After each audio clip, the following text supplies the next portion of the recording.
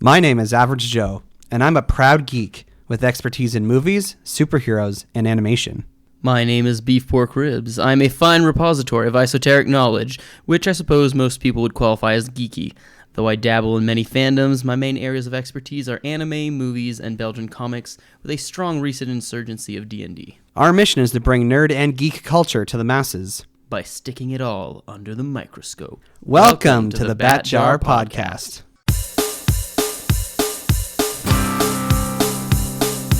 Movies, comics, graphic novels, TV, cartoons, animation, nerds or geeks, entertainment culture. Hear it on the Bat Jar, Nerdy Pound. Nerds and geeks, come gather around the scene. Come and join us in the Bat Jar. Come and tune into Average Joe and his team. Lots of room here in the Bat Jar. When the newest nerdy news drops, these podcast pals put it under the scope. DC, Marvel, Disney, Star Wars, cinematic, multiverses, Mega Christmas, strangest franchise. Hear it on the Bat Jar, Nerdy Power. Hello there, and welcome to the Bat Jar Podcast, where we put nerd and geek culture under the microscope. I was gesturing a microscope. I keep forgetting that sometimes I do actions and they don't work for podcasts. No, that's good. I mean, I think I've maybe used the microscope once in my life, so I can't really say I know how they work either. We're metaphorically putting things under the microscope. I once spent 3 hours looking at things under a microscope. That was a terrible first-year lab. All right, well, I don't know how to continue that conversation point. So, as we mentioned in last week's episode that we had intended to do Sonic the Hedgehog and some scheduling stuff came up, so now we're going to be doing Sonic the Hedgehog, talking the whole episode about that. But before we get into the spinning blue hedgehog stuff, we have a guest with us this week. So, for the first time ever, we have Mjolnir on the podcast. Not the hammer of Thor, but someone who has taken on the likeness of the hammer. Or not, you don't look like the hammer, but you've taken on the name of the hammer. You do not look like Thor's hammer. I want to affirm you of that, Mjolnir. So this is an interesting... Anyway, welcome to the Bat Jar Podcast. Thanks. You do not look like a hammer. I want to affirm you of that. Not just that, Mjolnir got shattered into a bajillion pieces, so that would be unfortunate if I looked like a broken mystical hammer. So thanks, I appreciate you taking that back. You're welcome. So Beef Pork Ribs, you're much more familiar with Mjolnir than I am. Yes. For some reason, I thought you were talking about the hammer still. So Mjolnir is my fiance, and she's a wonderful person and resembles a hammer in absolutely no way. And she is quite the nerd and geek, and we went to see Sonic the Hedgehog together as our Valentine's Day date, and that's the main reason she is here for the show, to talk about Sonic. Nothing more romantic than blue hedgehogs. Yeah, there is, in fact, one thing more romantic, and that is Jim Carrey. Yes, we bonded over our love of Jim Carrey that day. Fair enough. So Mjolnir, every time we have a new guest come on to the show, we always ask them two questions. The first one being, what kind of nerd or geek are you? So, the loser kind. No, I'm sorry. Primarily a cosplayer. That's the main way I show my nerdiness, I guess. I like dressing as characters from different things I like. My main fandom is Marvel, especially the MCU stuff. I adore all those broken baby boys and want to be them. I like Doctor Who. I love comic books. Beef Pork Ribs has gotten me into anime a little more recently. Not a lot. Not a lot, meaning we just started watching Death Note, so that's I love it so much. Yeah. Ellie's so cute. I can't wait to become him. So what kind of nerd or geek would you like to be? A rich one, so I can cosplay more characters. I want to know more about the comics. I really like comics, especially the Marvel ones. DC and Marvel are both great in different ways, but Marvel speaks to me personally more, right in my heart. I don't know. Were you introduced to Marvel through the MCU? My dad was always a huge Marvel fan. I remember being young and him telling me you know what DC stands for? Dumb comics. And he thought that was Okay. really funny. But then he was like, no, like that was a joke I used to tell teenagers. Fine, you can love them both. But I was gonna say that quasi triggered me right there when he I'm said. so sorry. I apologize for my but like my dad was always a huge Marvel fan. He would show He us. was a true believer, eh? Yes, he was. But my mom doesn't like that stuff that much, so he wouldn't let us do too much comic stuff. He had a bunch of X-Men comics I wasn't allowed to read, but I read anyway. They were very confusing at 8. And then I got more into more things as it went on, but the MCU is what really triggered my love for it, like for myself more, I guess. So we usually use trigger in a negative way, but you're saying it was like an activator? Yes, Like it's exactly. not, you use trigger not in a negative way. No, like it unlocked. It birthed the glorious geek that I was meant to be. Also, like, my dad was huge into Doctor Who when he was, like, about my age. And then, like, I don't know, he just never talked to us about Doctor Who. He had, like, one Doctor Who song that, like, he would play, and I liked that song, but didn't know what it was about. And then I got into Doctor Who, and I was like, I lost so much of my life not knowing what this thing was. How dare you? And now it's kind of trash again anyway, but that's another story. Well, Mjolnir, it's good to have you on the show. It sounds like you have a unique set of skills and knowledge that will help us really put Sonic the Hedgehog under the microscope today. Hopefully. I'm not a gamer, but I watched the show. I think it was on like 4Kids, like the English dub of like the Sonic the Hedgehog. Sonic X, I think it Yeah, was called. Sonic X. That. It was like one of my favorite shows when I was younger. I loved that one. We'd watch it like every Saturday. Sonic, he's on the run. Sonic, he's number one. Sonic, he's coming next, so watch out for Sonic. Gotta go fast. Gotta go fast. Gotta go faster, faster, faster, faster, faster. Sonic, Sonic, gotta go fast, gotta go fast. Gotta go faster, faster, faster, faster, Sonic X. Sonic was my favorite character. I kind of had a crush on him. Yeah, it was good. So that's my main Sonic Connection? connection, yeah. Yeah, how would you say you were first introduced to Sonic the Hedgehog, beef pork ribs? On the Sega Genesis, like a normal person.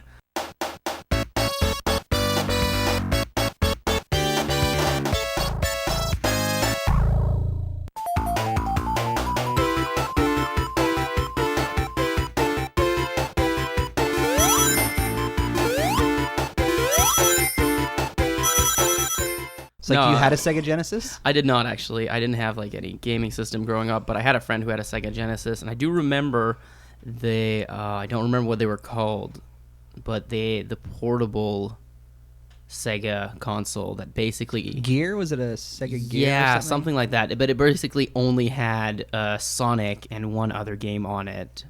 It wasn't Castlevania, but it was a similar like side-scrolling adventuring game. But those were the only two games that were on it, and basically, as far as I knew, and Sonic was the superior one.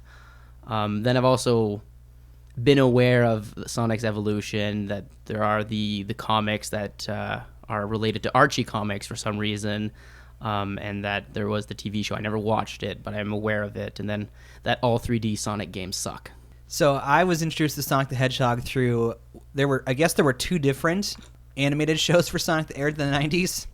One was called Sonic the Hedgehog, and it was a much more serious take. It was like a post-apocalyptic world where Dr. Robotnik had already taken over the world, and Sonic was like the leader of a bunch of freedom fighters. That's not the one I watched. I watched the one called The Adventures of Sonic the Hedgehog, where basically it was like super dumbed down. Dr. Robotnik had these two minions. One was like a robot chicken, and the other one was like a green tank. And like every episode was like Wile E. Coyote, where they would set up traps to catch Sonic and Tails, and they would always get out of them. And every episode ended with a little segment called Sonic Says, where he basically was like educating the audience on something they should or shouldn't be doing. It was like a lot of those like after school specials that were educating kids on how to do things.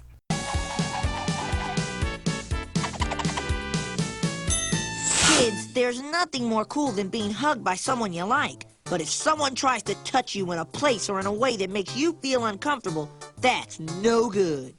It's your body. No one has the right to touch you if you don't want them to. So what do? First, you say no. Then, you get out of there. Most important, you gotta tell someone you trust. Like your parents, your teacher, a police officer. I have seen a fair amount of Sonic Says clips in YouTube poop. What exactly is YouTube poop? It's extremely highly and ADHD edited videos that basically take clips from different things and put them together. It's an experience. It goes very fast. It's if anybody's familiar with the old YouTube stick figures on crack, it's very similar to that, where it has like 2 seconds of something weird. He's obsessed with them. They're not that good. They're like crack videos, but like worse and like boringer and go on for way too long. He's shown me a lot of them. They have like 3 minutes worth of content and they go on for like 10 to 15 minutes. Huh. So it sounds like we all had different exposures to Sonic the Hedgehog as a franchise.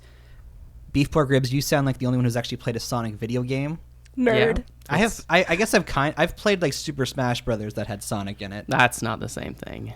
I love using him because he's fast and powerful, and he goes Super Saiyan kind of. So he's like, Actually, and this is my last kind of introduction before we get into the actual movie, but there was a great series on YouTube a long time ago. It was called Super Mario Bros. Z, and it was basically a parody of Dragon Ball Z where they took sprites from the Mario Bros. Games and started making them do like these epic fights. And Sonic, after like the first 3 episodes, Sonic was like a major part of it because the 7 Dragon Balls were actually the Chaos Emeralds from the Sonic games, and basically Vegeta was Shadow, and it was amazing. I don't know if they still exist. It was, like I said, I think I discovered this like in 2007 or 8, I think, but it was really cool, but also I don't know if it was just a very niche thing that I found or if it was at all popular.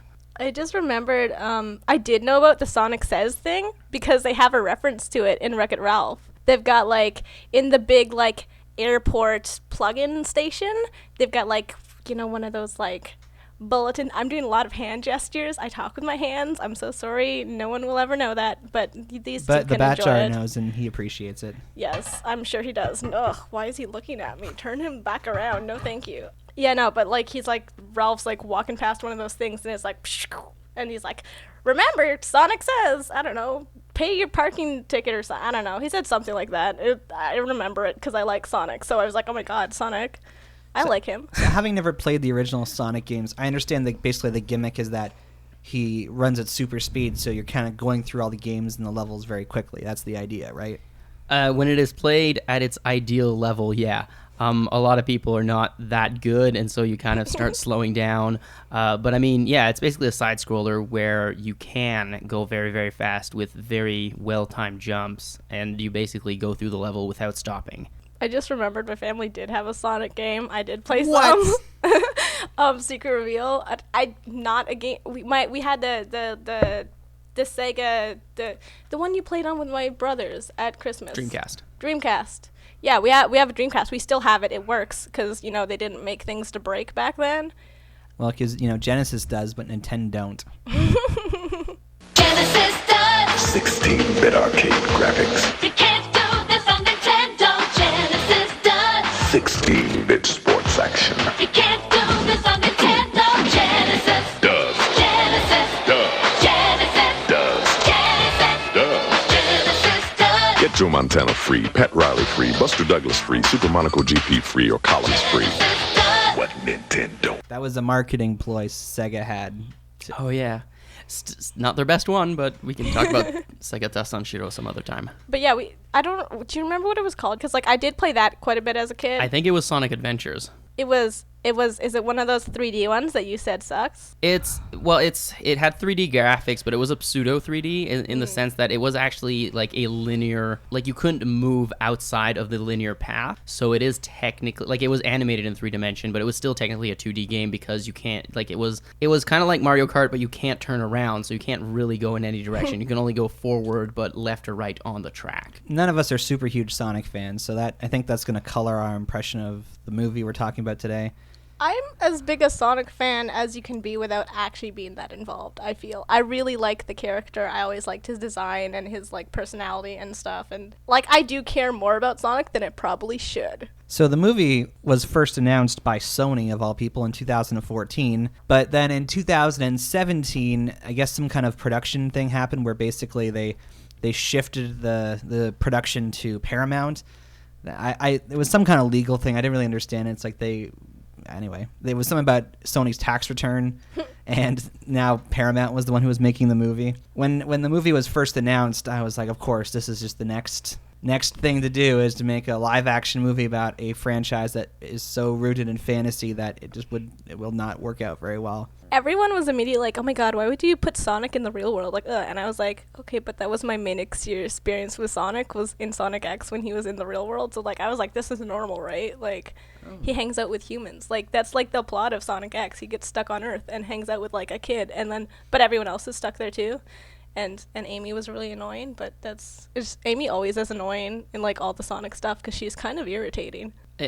I mean, she's a female character in a video game that's been around for a long time. They tend to not be super well written. She's the pink one. Yeah. That's all you need. Exactly. She's the pink one who loves Sonic. She gets to wear clothes because she's a girl. So last May, the first trailer for the Sonic the Hedgehog movie debuted on the internet. And it had Gangster's Paradise as the soundtrack. But that was not the oddest thing about the trailer.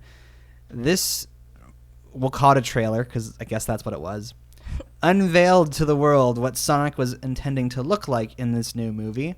And no one really liked it. It was disgusting. They made him like really tall. They made him look like... That's the thing, is they made him look like a guy wearing a Sonic suit rather than making him look like Sonic. And I don't know if maybe it was like... I mean, I've looked at it again since, and yes, he does look more like a real hedgehog in that. But at the same time, stylized character design is kind of a thing you need to take into consideration when making a video game movie, right? Like... even Detective Pikachu, the Pokemons had textures that were more reminiscent of real animals, but they didn't make them look like real animals. They still looked like Pokemons. Like, it would be ridiculous if Pikachu suddenly actually looked like a mouse. You know, that nobody would want to watch that. And that was the worst part, is I saw the trailer for Sonic the Hedgehog when I saw Detective Pikachu, so it was like... We can do better! Yeah, there's like... You literally have your fellow student taking the... Like, if there's a course on how to interpret video games in live action, here's what one student came up with, and here's what another student came up with. So we like, even then we knew that we have the technology. Yeah, we knew the technology was there to actually do it properly. It was just scary to look at. I don't understand the, like... thought process. Like, you have the capacity to make this. The whole point of this is to bring this character to the real world, and you're like, no, but let's change it and make it not as cartoony. Like, that, what's the point then? Like, just make something else. Yeah, and Sonic, admittedly, like, if you look at a picture of Sonic the Hedgehog, he's got a very weird design. Like, he literally has one giant eyeball. That, like, his two eyes are connected together. It does not make sense. So you try to, of course, adapt that sensibility to live action. It's just not going to work out very well for you. So the reaction was so poor to this first trailer that Paramount actually decided to delay the release of the movie so that they could reanimate Sonic the Hedgehog for the movie. And it worked really well. He was, like, adorable. He was so cute. Oh, my gosh. It was well needed, but I think the results paid off. Because you're looking at him the whole movie, like, it would have ruined it. Now, there's a conspiracy theory going around that Paramount always intended to have Sonic look this particular way in the film, and that they intentionally released the bad version of Sonic first so that it could get good publicity. And then they would get even more publicity when they made the announcement, oh, we'll hear what the fans are saying, we're going to go back and redo it. Do you guys think there's any truth to that? Something I noticed, I remember I mentioned it to Beef Pork Ribs, like, as soon as we got out of the movie. I don't know. I think I mentioned it in the movie, too. It's just a little... It seemed really odd to me that the proportions were so correct, considering the fact that the original design for him was bigger and did have different proportions. There's a part where Cyclops, real name? James Marsden. Yes, I knew that. James Marsden is, like, holding him, like, under a blanket, and he's a little, like, Sonic-shaped, like, blanket. And it's like, you know, the way he's pretending to hold it, you know, would have been different if he's a different size. There's certain things where, like, I don't know, there's certain things where it just really seemed weird, where they had the exact amount of space for, like, that size, and that made sense, and it seemed odd. Because there's rumors that it cost Paramount millions of dollars in essentially paying animators extra time and even like they had to delay the release of the movie by like 4 months. Mm-hmm. So if it was all meant to be like just a marketing strategy, then it was an expensive one. I don't think it seems like too much of a sacrifice. It probably wasn't. Maybe they did like some reshoots to like get certain proportions right, or like, I don't know, the way CGI is now, like they could probably just shoot the same area and then like graft it to what they originally had just to cover some bases or something. I don't know. I'm sure they can figure that out. I don't understand technology. I think that generally it would have been too much of an investment to make that work, because it did work out, but it's not like suddenly the movie was amazing because of it. It went from being unwatchable to watchable. Like, I feel like that could have been a good marketing ploy if you were like already had a good movie and you're like, what can push it to the next level, as opposed to having a movie that's like, and I guess we'll get into it a little bit, but this is a generic and good movie, but it would be unwatchable otherwise. So what does this say about our modern culture? Like, social media is now at the point where the fans can in a way control what the movie studios actually put out. I think it's really good with balance. Like, as long as fans don't always know what's best. I'm sorry, it's true. We think we do, we don't. There's a reason we're not all famous actors and filmmakers and directors and like cameramen and stuff. Like, it's easy to look at something and be like, I could make that better. You probably couldn't. But there are certain things that it makes sense to listen to people, and that's a great thing about social media. You can immediately know what everyone thinks about your thing, and then you can take into account, it's nice to have feedback, and then decide whether or not you want to listen to that feedback. So I just think as long as studios don't start like kowtowing too much to like giving into this and like setting a precedent that like, oh, if you have a slight problem, of course we'll have to fix it because we want to make everyone love us, because too many cooks spoil the broth or whatever, right? Like, as long as you have a balance to that, I think it's a good thing. And to add to that, this was a universal response. Like, I don't know anybody who looked at that trailer and was like, oh yeah, Sonic looks fine. Like, everybody was saying, what are they thinking? So if that's the case, like, it is something that was very universally kind of reviled. And like, there were other comments that people put, and I know some people were complaining about Jim Carrey not looking enough like Dr. Robotnik in some of the shots, which I think they handled very well in the final product. But they could have gone that route too if they wanted to do like everything to please the fans. But it was really just, Sonic looked awful. They fixed it. It was okay.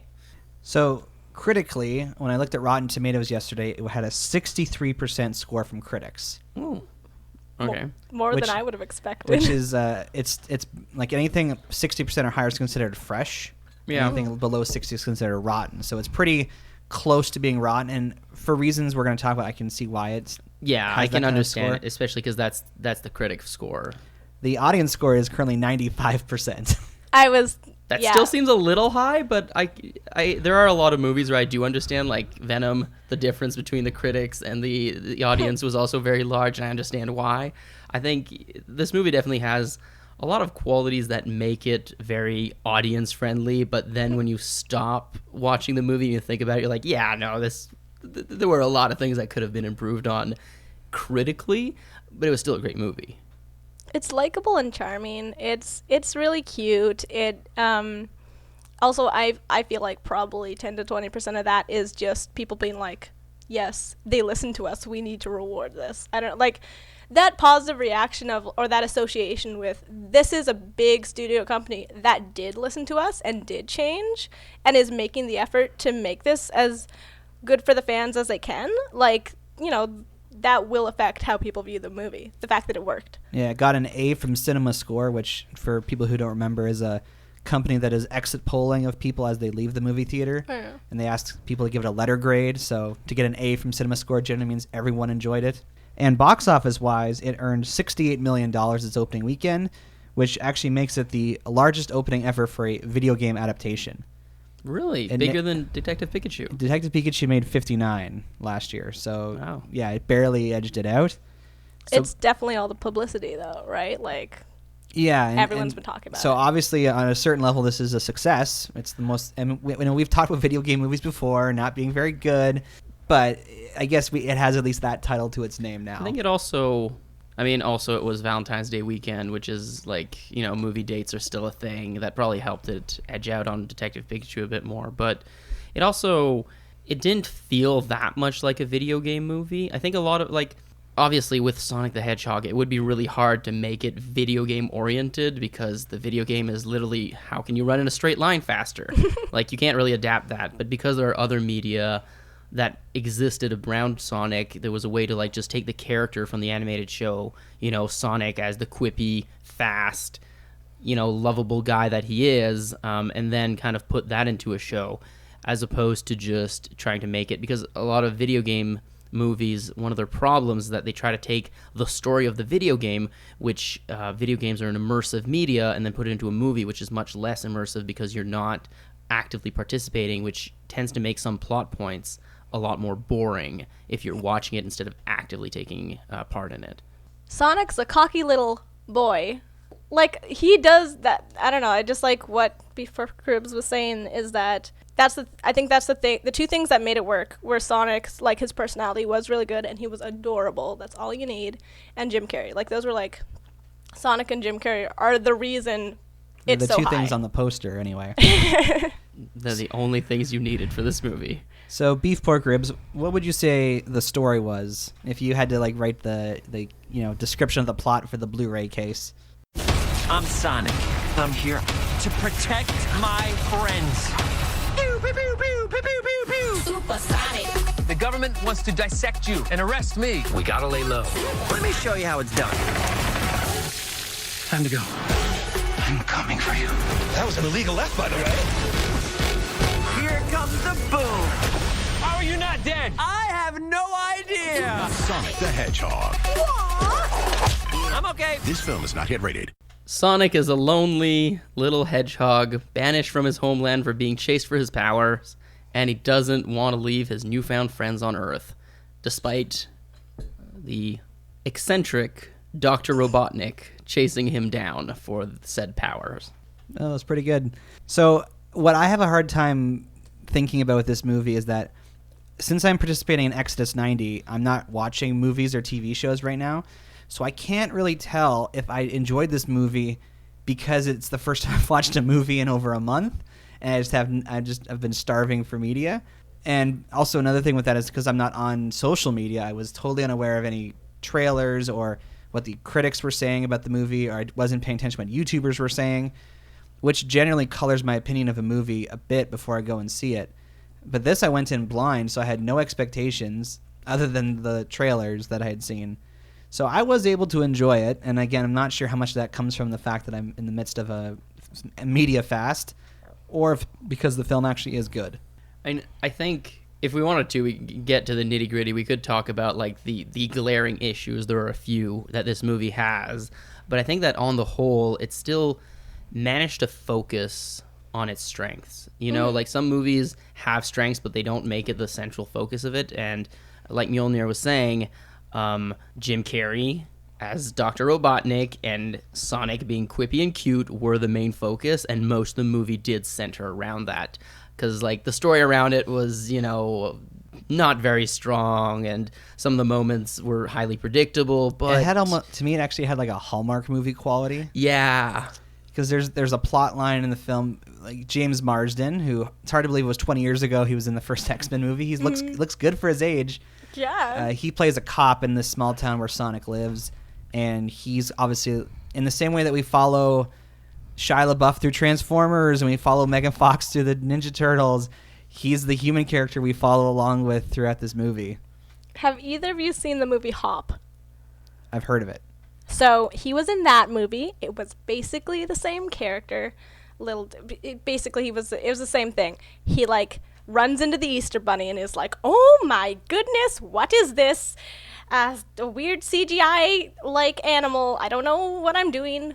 Also, and he loves Easter or whatever, and they go on an adventure, and this quippy animal drags him along and gets him into trouble. And at the end, he becomes the Easter Bunny because the Easter Bunny doesn't want to be the Easter Bunny. So there's a couple small differences, but it's basically the same character. I don't know if like this is a thing he's been typecast as now, but like he seems to be good at this, at being like the charming everyman who's like, oh, you silly like CGI thing. Well, there were interviews with some of the actors during the pre-show, and he described his work on this movie. He said, oh, it's like I was a kid again, because he had to like essentially talk to a character that wasn't there. He said it's like you really had to use your imagination. Jim Carrey also said this was the closest thing to playing that he's probably ever done in his career, and that was very obvious in the movie. Very true. He had so much fun. I expected a fish out of water story with the idea of Sonic coming to the real world, and well, we won't spoil it, but it's not. This movie is not a fish out of water story. I will say the animation of Sonic. It looked.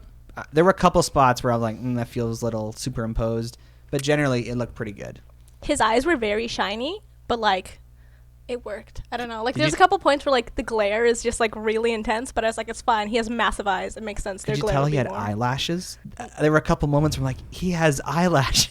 I didn't notice that. Sonic does canonically have eyelashes, though, in other animation. Like, I didn't notice it, but now you mention it, like, the 2D animated Sonic definitely has eyelashes. I was just blown. No, that was, like, a level of detail I was surprised by. I'm like, wow, like, considering they had to redo this, the fact that they actually put eyelashes on him was intense.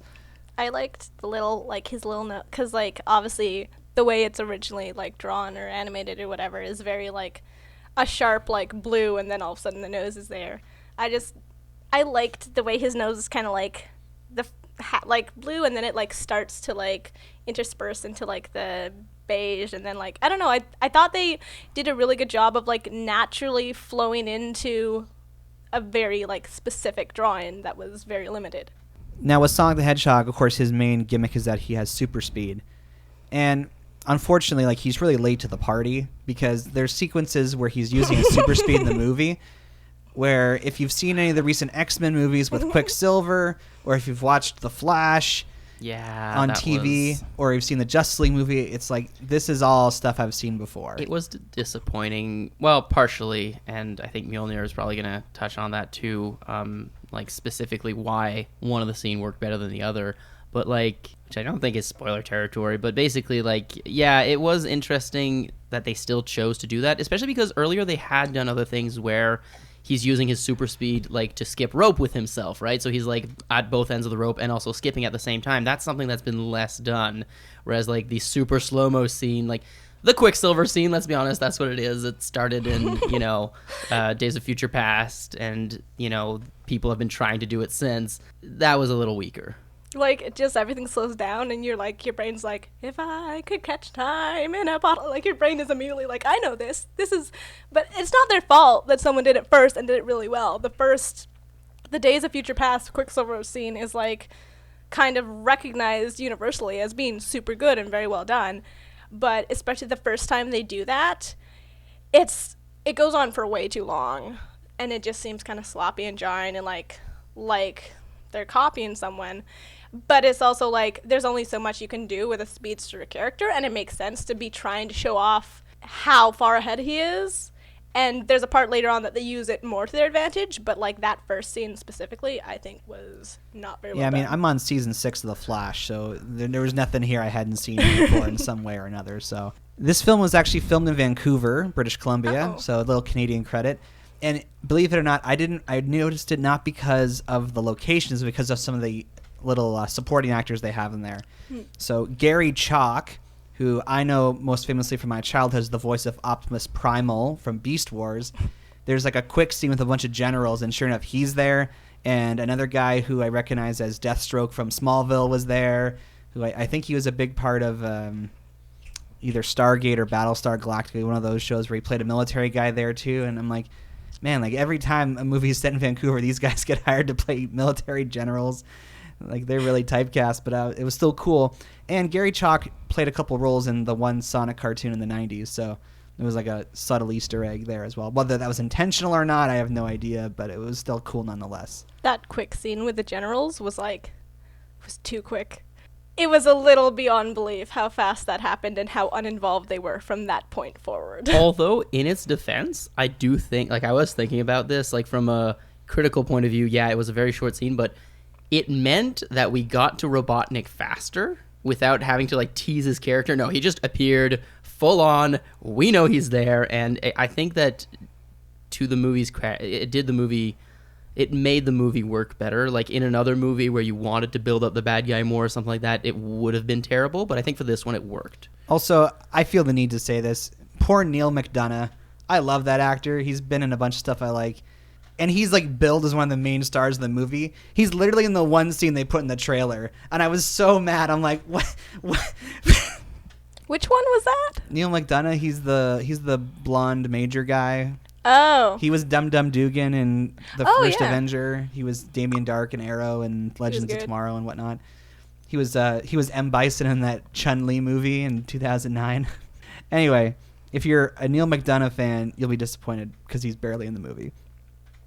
And gets yelled at very intensely. Yeah, he hardly says anyway. Let's. I think we're ready to go inside the spoiler first now. So if you have not yet seen Sonic the Hedgehog, it might be worth your time. We'll give our final ratings at the end here, but for now, we're going to the spoilerverse, so full spoilers for the movie. Not knowing much about Sonic the Hedgehog, is this a real change to his origin to say he actually like grew up on Earth? Yes and no. Yeah, you go for it. I feel like he didn't, like, it's not quite that, like, when he looks at the map, he has been to other places that are crossed off. So he didn't go straight from the one place to Earth. So I don't think he's been there, like, quite, like, he hasn't been there since that opening scene. It's spoilerverse, you can say. Yeah, but there's, he hasn't been there as long as I think if you don't notice that one very specific, like, visual thing, you might assume. But I think it's still, he's been there a lot longer Usually, yeah, when he leaves to go to Earth, it's because something catastrophic has happened in his realm, usually to do with the Chaos Emeralds, which weren't at all present in this movie, but who knows, there might be.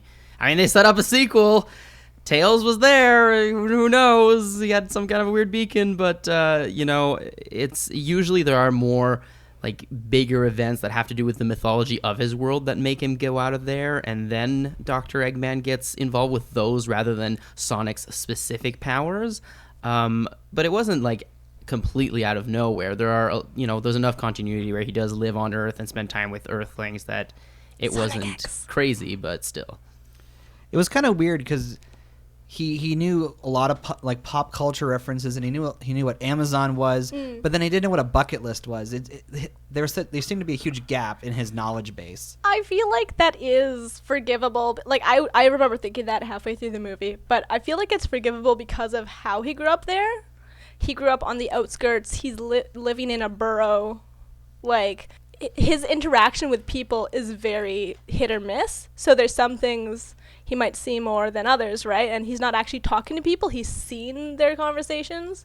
So, like, even, like, I don't know, if Donut Lord comes home and is like, look, we got our package from Amazon today, honey, then that's different than him, like, happening to overhear an intense conversation about bucket lists, That's a good point. I think that's actually a really good point. These rings, so not knowing anything about Sonic the Hedgehog, are these rings supposed to be like portals? I didn't know that was what they could do.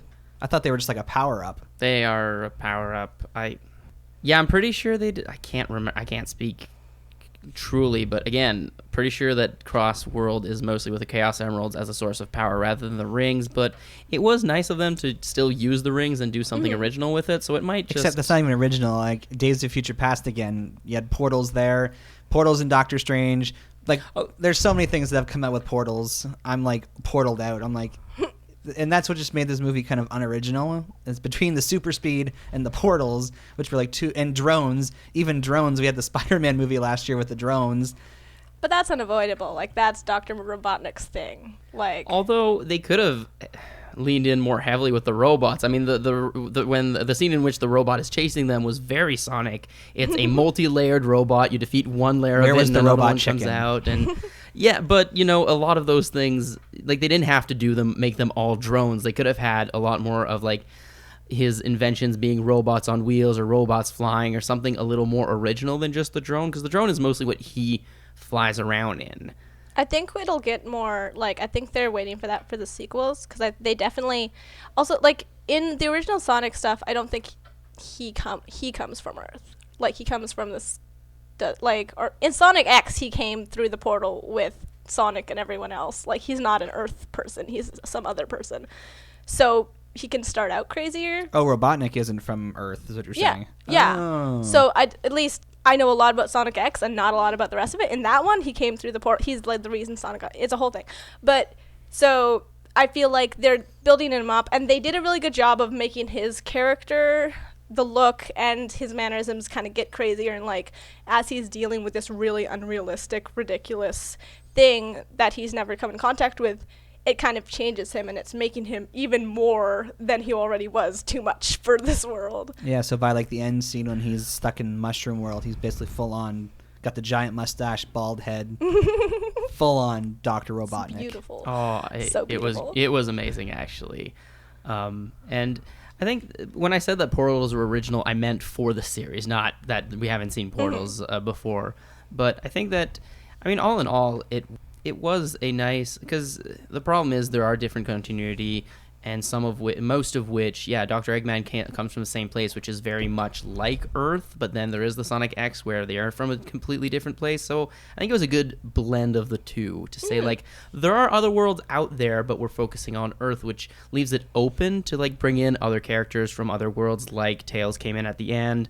Or, you know, Knuckles might show up, Shadow might show up, hopefully Shadow will show up. Amy might show up. Amy might show up, but we don't care. But it's a nice way to, like, kind of have it open, but not necessarily need to use them. And hopefully that's what they'll do, is use other worlds sparingly and kind of focus on character building and stories, well, mostly characters, in order to, if they do make another movie, kind of move the series forward. Listen, ever since X-Men Apocalypse, and they had that final scene where they're wearing comic-accurate costumes, and then they betray us by having them wear the same boring stuff in the next movie, I'm holding out. I don't believe that he'll look like that. I should say Jim Carrey won't look like Dr. Robotnik like that in the next movie, that he'll go back to looking more like Jim Carrey. I have faith in Jim Carrey's ability to just be insane. But, like, also, I feel like the thing is, they focused a lot more on the alien aspect in this, I feel, which I thought was very interesting. Once again, Sonic X, it was kind of a different dimensions thing, right? And this one, they're basically like, oh yeah, we're in, like, and I think it is, the way it's set up is kind of ambiguous. Are we in the spoiler section or no? Yeah, we are. Okay, we are. Cool. Like, the way it's set up, it's really ambiguous. He's got this map of these worlds. I think it looked like 6 worlds. It kind of looks like that map that, like, Thor draws of, like, the world tree in, like, the first Thor movie. What a Mjolnir thing to say. Yeah. Marvel is my go-to reference point for everything. But it looked like there was, like, 6 or 7 worlds on there. He had, like, half of them crossed out, so he'd clearly jumped planets before. And I think there were, like, 2 that were uncrossed, and presumably that would be, like, Earth and then weird mushroom planet. The way it's not made clear, so maybe they haven't decided fully yet either. It's not really made clear because it's portal travel, if it is, like, different dimensions, or it's this is in your universe, just farther away through the universe, and these are places that have been mapped, so therefore you can, you know, it's like, because you have to, like, picture the place in your head, right? Which also seemed, but apparently looking at a drawing of the place is enough for Sonic to picture it and go to it, which seemed weird, but maybe that's what it is. So it's like, these are the places that were mapped by the, like, beautiful tree owl spirit that was Sonic's mommy, and then that's why those are the places he can go to, because those are the places he knows of. It wasn't clear whether it was, like, dimensional or, like, just, like, hopping around. I will say, though, that the map he has symbolically and in the way it's drawn does look more like a multiverse map, like something you'd see in D&D when they explain, like, the different realms and how they relate to each other, rather than, like, a star map, because usually they'll have, like, lines going towards each other, whereas this was, like, looked almost runic in nature, which is a lot more of the fantasy realm, which would seem to indicate dimensions to me. But he does, like, he's like, oh, rings are how, like, all, like, you know, proper, like, sentient species in the universe travel, right? And so maybe he doesn't realize it's dimensional because he's dumb and he was a child who was handed a map and he thinks it's all the same world. I don't know, but, like, obviously proportions too, like, it would make sense if life has developed differently in different dimensions, and that's why he's so off versus how humans develop. but he just has none of that. But like, I think he thinks of himself as an alien, not as an interdimensional being. So I mentioned a Hallmark movie feel, and what I meant by that is like James Marsden plays this cop named Tom, and his whole kind of storyline is that he's sick of being a cop in a small town and wants to move to the big city where he feels like he can actually be a cop that like saves lives and doesn't and actually does stuff. And the narrative through Sonic and everything is like, oh, like, you know, it's really important. You know, small towns are important, and if your family and your home and your friends are here, you should stay in the small town. And I feel like that's the plot of like every Hallmark Christmas movie is that someone comes back to their hometown for Christmas, and it's like, oh, like the big city changed you. You should stay here with us. And I got like when he decides to stay at the end, I was like, goodness gracious. I feel like it's like what Star Wars was trying to do when Rose says, we're going to win not by killing what we hate, but by protecting what we love, except done in a way that made sense. You know, it was very much about like, you know, you don't have to be a hero to be a hero kind of thing. And I do agree it had very Hallmark movie feels to it, but I also think that it worked to the movie's advantage to not have a very complicated plot. It was like, no, this can be resolved and it's okay because, you know what, that's not what's important about this movie. It worked okay. I was disappointed in the ending. I feel like it's kind of rude. It's like shame. It's like trying to shame people who want to do more with their lives. Like, you should just appreciate what you have. You're a small town cop. Just accept it. And it's like, yes, thank you. Yes, it's nice to be reaching for more. And if the only reason he wanted to go was because he's like, I want a taste of adventure. And then he's like, oh no, never mind. Not about this adventure thing. This was too much. If they had like, even if they had phrased the way they did it a little differently, and he still stayed behind more for Sonic, because apparently they've just adopted this alien hedgehog now and he's their teenage son, and it's easier to hide him in the middle of nowhere than in San Francisco, like, then that would make sense. But the way they like set up the reasoning was kind of ridiculous. And that's true. Sonic's little speech, his very upset speech, he's like, what I think, like, canonically usually Sonic's like, what, 16? Like, yeah, something like that. He's an idealistic teenager. He's found these two people that he like really intensely connected to through their window or whatever. It's understandable that he's upset, and I think it's okay that he gives that speech and that's what he thinks, and he has this very like idealistic like view of the world, and that you're abandoning us but they shouldn't have given in to the way he saw it. He should have learned that change is okay and this is okay, and like, because he's like, oh, I'm not running away, and you're just running away.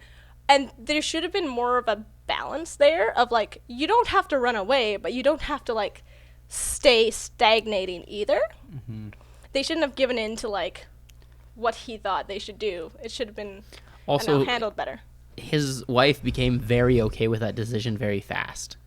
Like, she seemed like, it seemed like, yeah, she did kind of like the idea of staying in the small town because she liked that lifestyle, but she was also excited to go to San Francisco, and then suddenly she's like, oh yeah, no, we're changing our plans again. That's cool. I wouldn't want to live in the same city as that sister, personally. She's a bit much. The sister, oh my gosh. Like, you should just divorce him.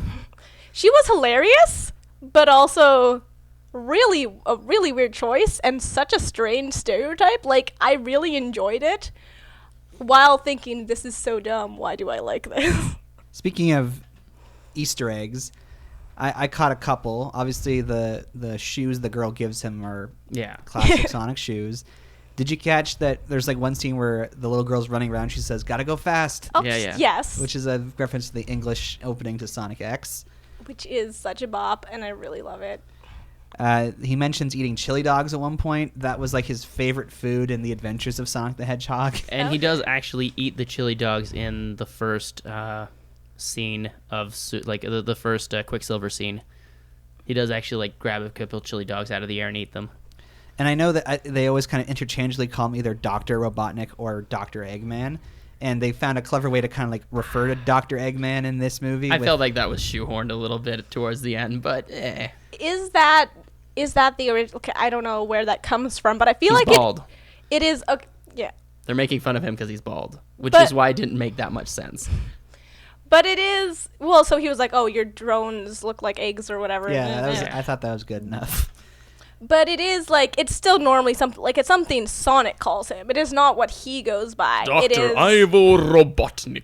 like he's like, "This is me," and Sonic's like, "Eggman." Like it's like a teenage taunt. Like it. So I think it was okay. I thought it was kind of funny. They had to, because they hadn't reached that point yet of his design, they had to make it a different reason. But I think it still works because like it still has the feel of like the reason he calls him that. That's true, and like Dr. Wily, he does come into like little egg things into his that insert into his robots.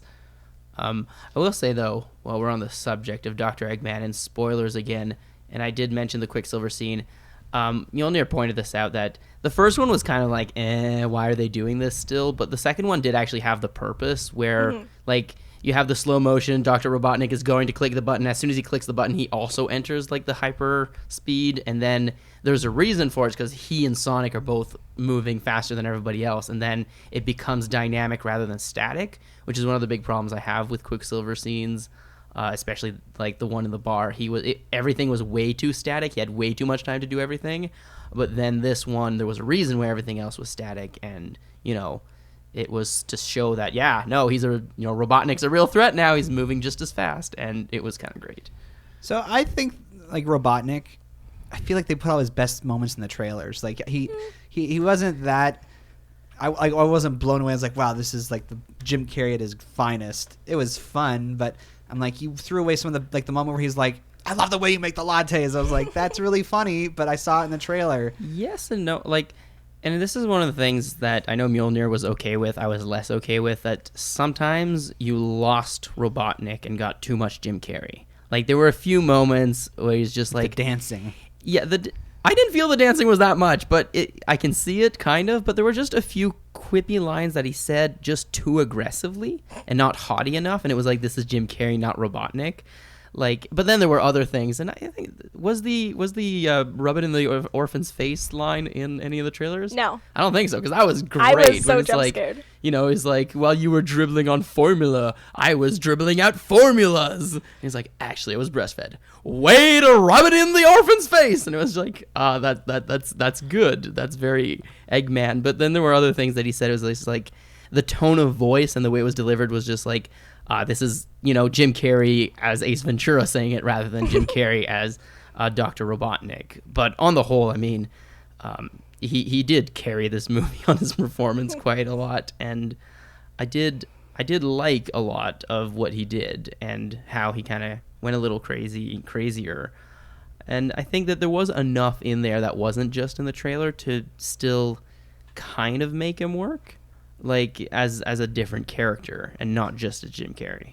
The way to rub it in the orphan's face thing though was like the most Jim Carrey delivery he could have possibly given to that. Like that was like straight up Ace Ventura inflections, but it did work. I adore Jim Carrey, so I'm very biased. I feel like I can't properly objectively like judge it too much because I just adore him in everything. The Mask is one of my favorite movies ever, which a lot of people think is really stupid, but I just really enjoy it. It's wonderfully dumb. So I loved it a lot, and I think he was like, best part of the movie. But I think it wasn't just him going crazy. Like it made sense, and he had a good like rising level, like slowly getting more and more crazy and this and that. The scene that lost me the most was probably the dancing scene. Rock Renaissance. Like when he is in the Mushroom Kingdom and has like Agent Stone. The Mushroom Kingdom. Oh, they're building towards a Mario crossover. Did you not think of that? No. I totally did. As soon as I saw it, I was like, haha, that could be a thing, but it wouldn't be because... No, of course not. Because it's... There's a Mario movie being developed for Illumination Entertainment. Oh, Illumination. Now we're scared. Minions people. Look, it can't be as bad as the last Mario movie. That's true. Hopefully. Anyway, I took you off topic. It was just, I guess it's kind of spoiler. Like, when he is, like, as much as there were moments that were more Jim Carrey and the character design wasn't fully Dr. Eggman, in that last scene where he's stuck in the mushroom dimension and he's, like, shaving off his head at that point, he's very,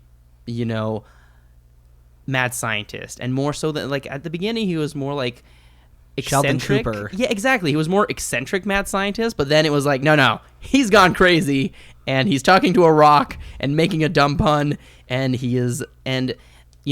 I'll be out by Christmas. He is ready to exact revenge now. It's not just like, this was a cool energy source. It's personal. He's obsessed with Sonic. This is Dr. Eggman. Okay, so now going forward, it can be just Dr. Eggman, and like the fact that he's like makes the same pun, really bad pun, twice in a row, and is equally as amused by it. Just, I loved it. It was so beautiful. But like, yeah, they did a good job of bringing him to point A to point B, in a way that going forward he can just be full on. And I think it was nice to not have everything start out crazy and build up and stuff. And this is part of the thing about, I feel like normally Sonic has more history by the time he gets to Earth. Like in Sonic X, he has 7 friends that fall through the portal with him that all live with this like random rich kid. And then Dr. Robotnik comes in with his like weird like robot sidekicks and all this stuff. So it was just Sonic, and it started with that, and it grounded you in this, and then turned Eggman into this, and then we see Tails, which was very exciting to me. Yeah, I was excited to see Tails. And I feel like now that he's crazy, the robot chicken may become. Yes. Like, his robots will probably get dumber and more gimmicky as his mind kind of wanders a little bit more. And I hope because he like clearly enjoys having minions to yell at. Like, he was really mean to that one dude, and who, I don't know, he must be paid so well or whatever, because he seemed to really chill with like constant abuse. But like, I bet he'll do something like that, like make a robot version of him and like, we'll get those robots from Sonic X. Or a robot that has like the stone head he just made at the end of the movie, and that is like his new Agent Stone. That would be great too. It would. I guess we didn't really talk about Ben Schwartz, who's the voice and motion capture for Sonic the Hedgehog in the movie. Was he the motion capture too? Yeah. I like that they do that more now. I don't know, like that they get to Which maybe be saved more them involved. some time actually for the animation if they already had the motion capture done. I know him because he's in the new DuckTales. He's one of the Huey, Dewey, or Louie. I can't remember which one, but he's one of them. I know he was on Parks and Recreation, which is the show I didn't watch. His character is not worth mentioning, in my opinion. It's kind of a throwaway bad character. But Wait, which one? Which one is he? Wait, is he like the sassy one that Leslie likes? No? Which one? Have I seen him yet? I'm like a couple seasons in. He's Aziz Ansari's best friend. Like Aziz Ansari's character, Tom. He's Tom's best friend. Crazy hair. Yes. Gel hair. Oh, him. He was funny. He was okay. Like, I don't know. But I think he did a really good job. Yeah, I would have talked. I don't know that actor. I do know Jim Carrey, so I was probably focusing more on the actor aspect of that. But like, I think Sonic was a good job. I think the voice was great. So much energy. He's just like a cocky little like teenage boy who thinks he's kind of better than everyone, but it's hiding like sad and loneliness. It was good. I think he played both aspects really well. So coming around to final thoughts, I thought the writing in Sonic the Hedgehog was kind of clever. Like, there were a couple times where I chuckled and laughed, and while the story is fairly predictable, it's charming. Any things you guys want to say that I didn't already say that are not spoiler? We're outside of the spoiler verse now. Yeah, I think what you said about it being kind of a Hallmark feel to it is true, but it's still executed in a way that caters to fans and that kind of nail the characters. And so, couple of very good performances. It makes you kind of forget that the story, like, it not completely. I got out of there and I was like, yeah, that story was super predictable, but it still worked. And I think, again, a lot of these things worked in favor of this movie, that they didn't try to put more effort into something that was unnecessary. They put their effort where they needed it to. The plot let it down a bit, but like personally for me, I'm very character based. Like, that's why I follow all the MCU movies so much, is because like I'm there for the characters. So even when the movie on a whole isn't amazing, because sometimes I have some duds, I always find character moments in there that were worth it to me, right? So I think focusing on the characters was a really good thing, and the characters were good. And considering how bad video game movies have been, like, I think it's a really good step in the right direction. And if they can start focusing on the characters more and then work on tweaking and refining as they go on, like, I think I heard like overall pretty good things about Detective Pikachu too, right? So I think this bodes well for for video game movies, because they have a bad track record. So if they're starting to like start to get it, and like if they're not great at everything yet, I think the characters is a good place to start. Very good point. It's just a movie, but like it's one of those just a movie movies, but like a little higher up. And considering everything going on with it, I think that's a lot better than we thought it would be. So out of 4 bad cookies, which is our rating system on here, we're allowed fractions or decimals of cookies. So how many bad cookies did you guys give this movie? I think I give it a 3. I might have given it a 3 point something if the plot was a little bit better, but it's a solid movie and I enjoyed it. 3.5. The half is for Jim Carrey. Wow. I'm going to give it like 2.8 out of 4 bad cookies. Enjoyable, but not quite there yet. So if you guys you're listening to this and you're convinced that you should go give Sonic the Hedgehog a chance, you'll enjoy yourself.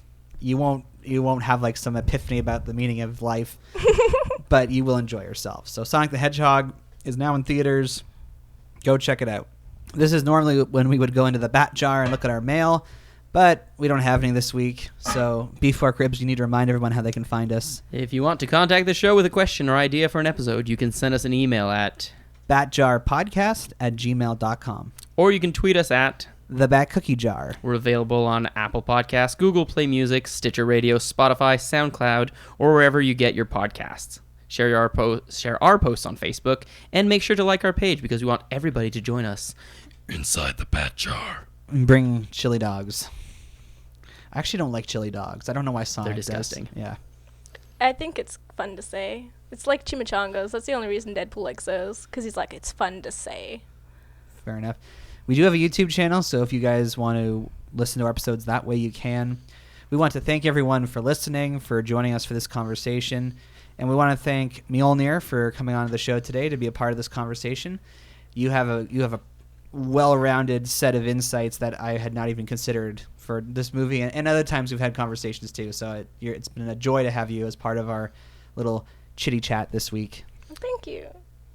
And if you guys keep liking our YouTube stuff, maybe we'll do a Let's Play of a Sonic game. Hey, there you go. So come back to the Batchar podcast next week when we talk about nerding geek culture from the year 2014. And until that time, I'm Average Joe. I'm Beef Pork Ribs. I'm Mjolnir. Catch you on the flip side. Toodles. Noodles.